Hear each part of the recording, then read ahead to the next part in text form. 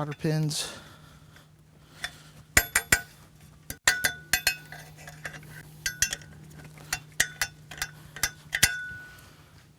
Piece of wood, and we'll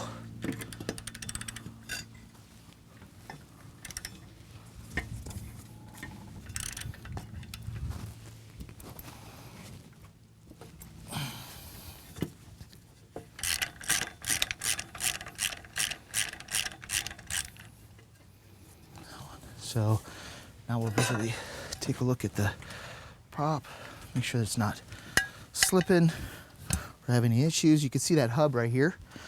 Make sure it's not melted out or bloomed, because that means it's slipping at times. And eventually it'll give and the hubs will spin, but that one looks good. Just taking visuals of everything to prevent any issues in the future. You know, things that I've seen in the past that, oh, I should have changed that or get that addressed. But now you experience it a couple times. All greased up, looks good there. And Yamaha has this insert, and look at that, pure example. So you see how that is all compromised on that rubber hub? That needs to be changed, because eventually if he bumps ground or catches some sand, it's going to give, and next thing you know, he's going to be stuck. Oh, look, and there's actually a piece of rubber right there that has fallen off. You could see it all falling.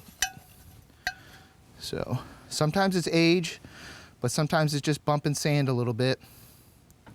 So we're going to have to get that addressed. Always remove the old grease from the shaft, and then once you put the new, once you reinstall the prop, you'll give it a good layer of grease. Taking a good visual of the prop shaft seal. That looks in really good condition. Sometimes if the prop shaft seal is given, you'll see a puddle of gear lube sitting right here. And that's definitely something that has to be addressed. It'll literally pull the gear lube right out of the gear case, and it causes major problems.